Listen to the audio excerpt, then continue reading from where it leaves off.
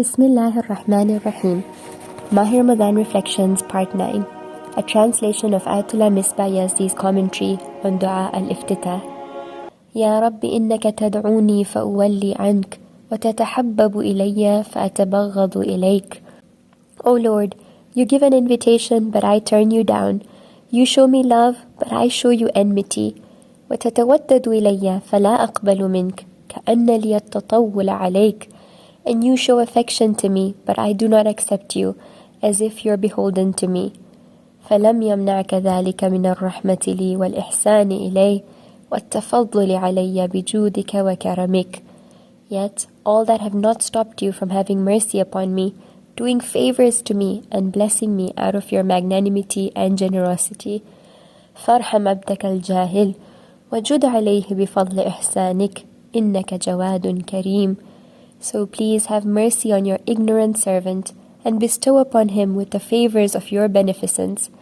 Verily, you are all magnanimous and all generous. The arrogance and inattention of human beings towards God. In these sentences, the words are considering a person standing before God so that he may recognize his position before him. On one hand, he sees God's grace toward him, and on the other hand, he finds his ungratefulness and lowliness in relation to God. Thus the supplication states, Ya Rabbi innaka tad'uni fa'uwalli ank. O Lord, you give an invitation, but I turn you down. The fact that God has given us the permission to speak to Him and call Him is the greatest favor and honor He has shown us. Had He not granted us the permission, we did not possess the worthiness to speak to Him. He not only gave us the permission to call upon Him, rather, despite all the mistakes He has seen from us, He invites us towards Him, and He even insists upon His invitation for us to go toward Him. However, what do we do in return for this great divine favor? Instead of accepting His invitation, we turn our way and turn our backs on Him. وَتَتَحَبَّبُ إِلَيَّ فَأَتَبَغَّضُ إِلَيْكَ. You show me love, but I show you enmity. We need Him and should prostrate before Him so that He favors us.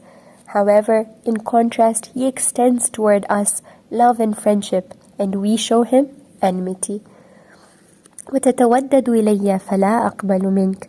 And you show affection to me, but I do not accept.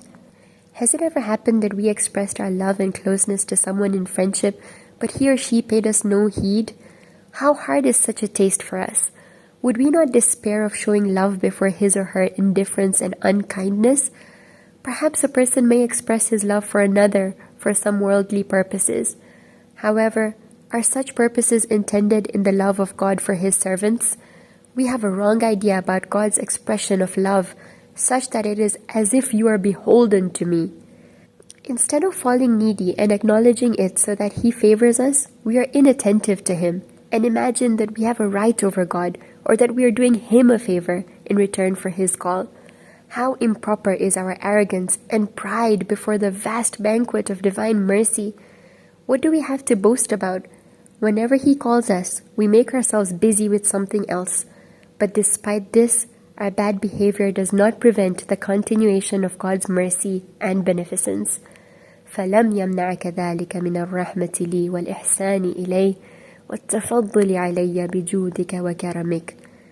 Yet, all that have not stopped you from having mercy upon me, doing favors to me, and blessing me out of your magnanimity and generosity.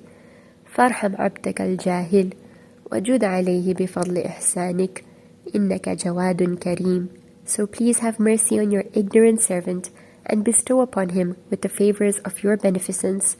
Verily, you are all magnanimous and all generous.